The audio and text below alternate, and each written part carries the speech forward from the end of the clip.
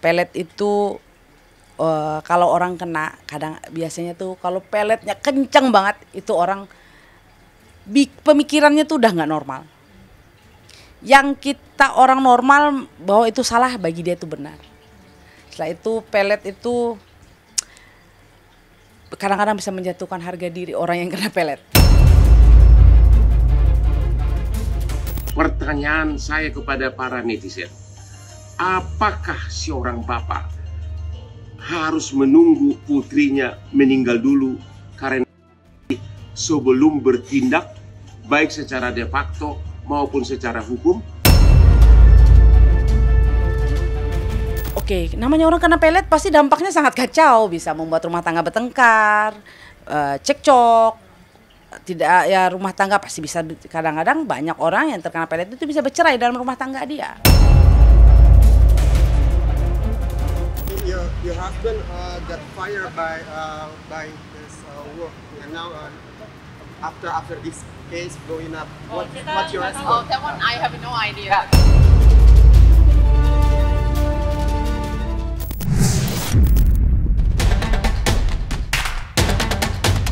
Kasus sengketa anak yang melibatkan Emy BMJ dan sang suami seolah tak henti-hentinya mencuri perhatian jutaan pasang mata di jagat media sosial. Bagaimana tidak, perjalanan kasus itu ikut dibumbui dengan dugaan perselingkuhan yang dilakukan Eden dengan salah satu penyanyi dangdut sensasional, yakni Tisha Ernie. Mirisnya, isu panas dugaan perselingkuhan itu kian berbuntut panjang hingga memaksa Eden untuk kehilangan tahtanya sebagai petinggi di sebuah perusahaan internasional. Walaupun dirinya kini terus dideru hujatan dan cibiran pedas, Eden masih memegang teguh pendiriannya serta membantah tudingan hubungan gelap yang dijalinnya bersama Tisha Ernie. Buktinya, bapak 4 anak itu terus berkelit bahwa hubungannya dengan Tisha hanya sebatas hubungan profesional. Namun yang menariknya lagi, kini justru tersebar luas di media sosial bukti foto kemesraan antara keduanya. Dan mirisnya lagi, pihak Emy turut menghembuskan pula tudingan miring yang menyebut Tisha Ernie menggunakan bantuan ilmu hitam untuk menggait hati Eden Wong. Lantas, bagaimana penerawangan seorang paranormal terkait dugaan itu? Serta mungkinkah ilmu pelet dipergunakan untuk memikat hati pria yang berasal dari luar negeri? Saya mengerjakan pelet ya dari tahun 2001 sampai tahun ini. Saya kalau kita memelet orang bule, orang luar negeri itu susah. Saya jujur aja, agak susah karena mereka main logika. Saya sering melakukan pelet kepada bule. Saya jujur aja, saya melakukan pelet dengan orang bule. Itu kalau bulenya yang memakai logika itu susah sekali masuk. Kenapa? Di saat kita melet, saya tidak ada rasa dan orang ini kok saya ada rasa. Dia akan mengontrol perasaan dia, ini akan dikontrol sama dia. Supaya tidak mau jumpa, dia tidak mau berurusan lagi dengan orang itu. Itu akan memutus sendiri pelet itu. Nah, kalau sama orang luar negeri yang benar-benar pakai logika itu susah. Ya. Tapi kalau pelet bisa menyeberang ke luar negeri, bisa. Saya pernah juga melakukan pelet sampai ke Afrika juga pernah saya. Kemana aja saya pernah melakukan pelet, sampai kok. Pelet, oke ya. Pelet itu menarik lawan jenis. Pelet itu menarik lawan jenis. Pelet itu kalau orang kena, biasanya tuh kalau peletnya kenceng banget itu orang pemikirannya tuh udah nggak normal. Yang kita orang normal bahwa itu salah, bagi dia itu benar. Setelah itu pelet itu kadang-kadang bisa menjatuhkan harga diri orang yang kena pelet. Mr. Wang, I want to ask you, is that true that Tisha Ernie is your mistress? It's not. It's not. Look, this is a woman that has taken care of me and my family very well for the next 2 years. Well, for the last 2 years. This is a woman who is still here. Dr. Richard, let me tell you this. You saw what happened to her reputation in the last few weeks. It's all over the news, correct? Her reputation is lost. She's not safe in this country. I have my reputation destroyed. I have lost my job because I'm just focused on protecting my kids. But they are my kids. It's totally fine for me to protect them. If she's my mistress and she's after my money, why is she still here? Why is she the one who set out us to safely leave the country? There is no meaning there. Dr. Richard, there's a bunch of lies over here that I was surprised myself with the netizen backlash. To be honest, I was very surprised. Because when this all started, I thought the premise and context is so ridiculous that nobody will ever believe it. Because I'm a father here, being accused of holding on to my 4 kids because I want to be with my mistress, and I'm willing to go down the path of keeping my 4 kids and being with my mistress until I lost my reputation and also my job. Husband got fired by this work, and now after this case blowing up, what's your Oh, response? that one I have no idea. Nah, waktu di podcast sebenarnya kalau kalian nonton dengan baik, si suaminya membantah itu ya. Tapi aku sih ya masih tetap curiga ya kepada dia. Aku tetap curiga sih, bukan. Iya, nggak ada asap kalau nggak ada api kan katanya kan. Aku tetap curiga sih, dan aku juga tetap nggak puas di situ sih, karena kan ada beberapa hal yang mungkin aku tanyakan, nggak bisa aku tanyakan karena keterbatasan, dan juga ada permintaan kayak gitu untuk tidak ditanya terlalu dalam kayak gitu kan. Oke, namanya orang kena pelet pasti dampaknya sangat kacau, bisa membuat rumah tangga bertengkar, cekcok. Tidak ya, rumah tangga pasti bisa, kadang-kadang banyak orang yang terkena pelet itu bisa bercerai dalam rumah tangga dia. Manapun saya juga nggak mau dijudge pelakor gitu ya. Iya. Aku tanya itu, apakah Tisha Ernie ada di Malaysia? Dia bilang tidak. Aku tanya dengan anaknya, apakah Tisha Ernie ada di around you, ada di sekitar kamu? Dia bilang tidak ada di situ. Dan aku juga tanya apakah masih berhubungan ya, as a business ya, as a business partner, itu kata Eden ya. Which man would do that? Every man who has a mistress will give up the kids immediately. Who would drag on 4 kids? If I give 4 kids to Amy today and we are not divorced, I literally don't have to spend money and give her any support money. It's cheaper for me. If I give Amy even 2 kids and she stopped doing all this, I will still have a job, I still have my reputation. Kalau untuk kita biasanya sebelum apa-apa, suami mau pergi apa, ambil air, bacakan, niatkan apapun yang suami lakukan kerja di luar, semoga pekerjaan dia itu yang benar. Kalau melakukan supaya untuk mengunci, baca doa aja di dalam air, biasanya seperti itu. Bisa juga pelayanan kita kepada pasangan kita. Bagaimana cara kita melayani pasangan kita sebaik mungkin, sebagaimana mungkin, supaya suami kita itu tidak berpikir untuk melakukan hal yang tidak baik di luar, kan seperti itu. Pencegahannya seperti itu. Kedua lagi, minimalnya tuh harus doa lah. Nanti kalau saya suruh ke seorang spiritual kan nggak bagus juga, nanti menyarankan jadi malah membuat tidak baik kan seperti itu. Oh, kamu ke orang spiritual, kunci hasrat, kunci kan nggak boleh.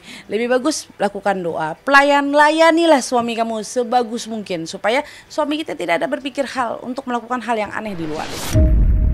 Cinta itu mempertemukan. Hal itu bisa membuat seseorang sampai ke titik terendah dan tergelapnya. Cinta itu menyatukan.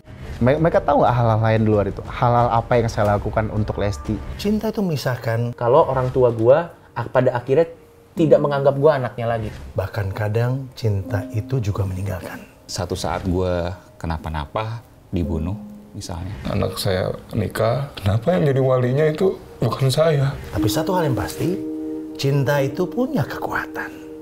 Alvin in Love, cinta untuk semua.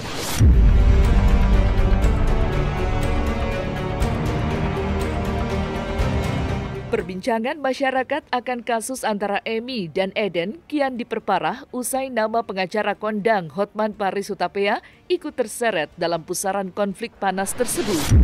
Ia, ahli hukum yang dikenal lewat gaya nyentriknya itu, dikabarkan akan maju sebagai kuasa hukum dari pihak Eden Wong.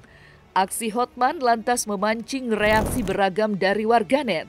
Parahnya, keputusan Hotman untuk mempresentasi Eden dinilai menurunkan kredibilitasnya sebagai pengacara kaum bawah, terkhususnya pembela kaum wanita oleh sebagian kelompok netizen. Meski demikian, rupanya Hotman Paris mempunyai pembelaan tersendiri tentang apa sebenarnya alasan dibalik keputusannya untuk membela Eden. yang menurutnya Emi memiliki potensi berbahaya bila anak-anak harus jatuh di bawah kekuasaannya. Lantas, benarkah Hotman kini menjadi bulan-bulanan kaum emak-emak? Serta apa pula alasan yang membuatnya begitu berapi-api untuk membela ayah dari keempat anak itu? Apakah Hotman terima kasus ini hanya demi honor pengacara receh dibandingkan dengan klien Hotman yang membludak berbagai konglomerat? Inilah motivasinya. Suaminya cerita ke saya bahwa suaminya ini mengasuransikan seluruh keluarga termasuk semua anak-anaknya di Singapura senilai $4 juta.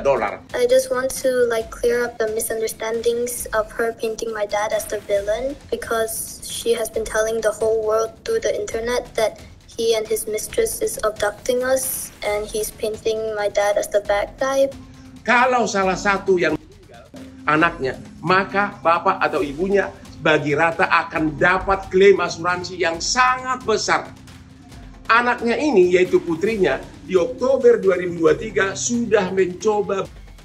Pertanyaan saya kepada para netizen, apakah seorang bapak harus menunggu putrinya meninggal dulu karena bunuh diri sebelum bertindak, baik secara de facto maupun secara hukum? Please don't do that. Kalau soal selingkuhan, apakah Anda tahu bahwa sebagian besar penghuni apartemen di Jakarta adalah wanita selingkuhan? Apakah suami kamu tidak punya selingkuhan? Makanya jangan sok suci dulu semuanya. Lihat dulu kasusnya. Hotman sebagai pengacara yang kliennya sangat banyak tidak mungkin terima kasus recehan. Halo para netizen yang maha pintar. Inilah salah satu ibu yang benar-benar protes kenapa Hotman mau jadi pengacara suami yang Korea. Inilah dia tampangnya. Sama seperti Anda. Tidak tahu faktanya, tapi memberikan opini dan memberikan kesimpulan. Bentar dulu, bawel. Apakah Anda tahu bahwa saya bukan pengacaranya pada saat anak itu diambil, pada saat dipisahkan dari ibunya? Saya jadi pengacaranya justru sesudah kejadian tersebut karena suaminya dilaporkan KDRT psikis di kantor kepolisian. Seorang suami yang dilaporkan polisi wajar dong mencari pengacara. Saya kasih contoh. Kalau seorang ibu anaknya tertangkap di kamar tidurnya mengkonsumsi narkoba, mulutnya berarti sudah terbukti bersalah. Pada saat disidangkan, apakah ibu itu boleh menunjuk pengacara? Pasti jawaban Anda boleh, kecuali Anda munafik. Tapi karena ini yang membela Pak Hotman dan Pak Hotman adalah pembela rakyat kecil yang terjolimi dan juga ini adalah wanita, makanya saya protes ke Pak Hotman. Ingat sekali lagi, aku membela karena dia dilaporkan KDRT di kepolisian, bukan pada waktu kejadian dia mengambil anak tersebut, oke? Bawel. Saya hanya membela kaum wanita dan saya adalah and a wife, but she doesn't like the responsibility of a mother and a wife. So, but it's okay. It's a marriage. Sometimes you just need to make it work. So, in this marriage, I'm the father, but I'm also the mother. Oh yeah? Yep. Yes. I work hard. I bring food to the table. I don't expect her to do it. And when I have time outside of work, I take care of the kids. I plan their education. I plan their diet. I plan their vitamins. I cook for them myself. Oh yeah? I know my husband very well. He is very manipulative person. He will try to character assassinate me. I have seen him do that to family, friends, and his business partners. The only way he will character assassinate me is through my kids. But it is not ethical to use my kids against me in public. Dan Anda sudah melihat video di mana anak putrinya ini hubungannya sangat tidak harmonis dengan ibunya. Untuk mencegah segala kemungkinan, makanya sekarang bapaknya ini membawa semua anaknya ke luar negeri tinggal dengan bapaknya. Anda pernah nggak nonton film-film barat cerita-cerita seperti ini? Anda biasakan, Anda sudah sering nonton cerita-cerita tentang cerita barat seperti ini. Coba Anda renungkan, itulah alasan Hotman menerima. Emang benar gue udah kaya, bukan honor pengacara recehan. Terlepas dari beragam kontroversi yang menyertai langkah Hotman Paris saat ini, kasus sengketa anak antara Amy dan Eden sejatinya masih menjadi buah bibir pembicaraan dari berbagai lapisan masyarakat. Ya, satu persatu ahli dari bermacam bidang pun ikut buka suara dan membagikan perspektif mereka masing-masing. Hal itu turut dilakukan pula oleh seorang ahli psikolog, yakni Lita Gading. Buktinya, Lita membagikan sebuah video di media sosial pribadinya yang berisi analisa soal makin menjamurnya fenomena pelakor belakangan ini. Tak main-main, dalam kesempatan yang sama, Dr. Lita Gading pun memberikan pesan menohok untuk Tisha Ernie. Lantas, seperti apa pesan tegas yang ditumpahkan Lita dalam video tersebut? Kalian harus dengar nih, ya. Dan kamu terutama sebagai pelakor harusnya mikir, kamu tuh perempuan, apabila kamu digituin gitu gimana perasaannya. Kamu nggak boleh melakukan hal itu. Tapi orang-orang kayak begini dia nggak mau peduli dengan apapun. Karena apa? Di dalam jiwa dia itu ada adrenalin yang ingin mengambil dan merebut hak orang lain. Itu ada kepuasan buat dia. Indikasi kelainan kepribadian di dalam diri dia, si perempuan tersebut. Dan yang terparah adalah dia merasa puas dengan apa yang diambilnya dan itu dilakukan berkali-kali gitu ya. Itu adalah sebuah tantangan buat diri dia bahwa mengambil hak orang lain, yaitu mengambil barang orang lain, itu merupakan satu kepuasan di dalam diri dia. Parah nggak?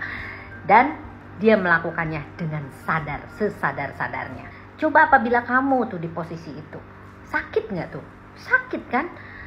Nah, kenapa sih ini perempuan tega? Apa tujuannya? Apakah dia diiming-iming mau dinikahi dan diiming-iming mau mendapatkan sesuatu harta benda?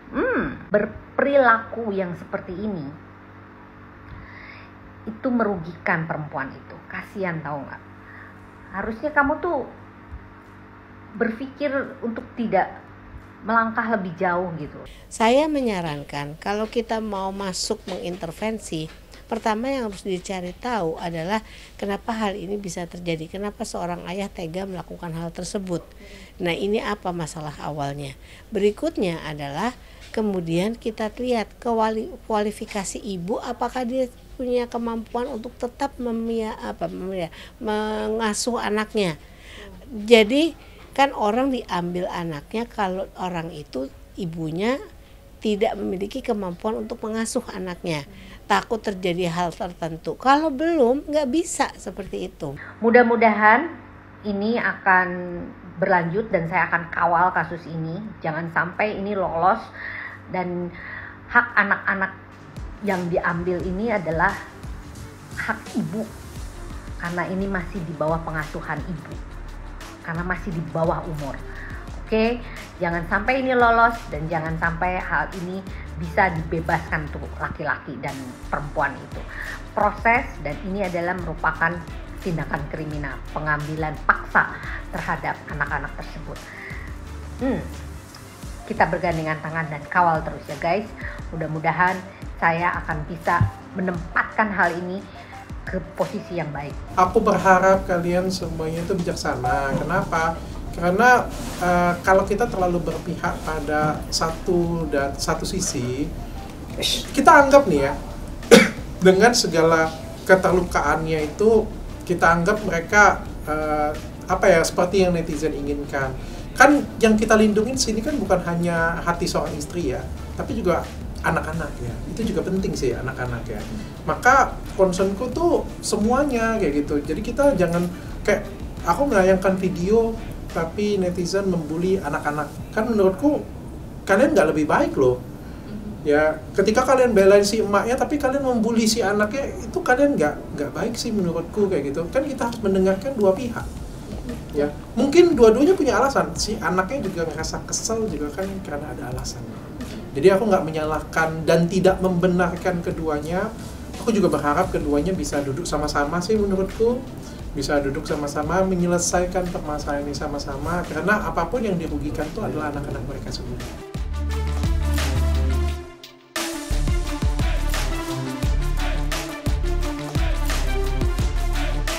Nah, selesai sudah Cumi Lovers. Saksikan terus Cumi Camp In-Depth, kabar lengkap, mendalam, dan akurat dari narasumber terpercaya.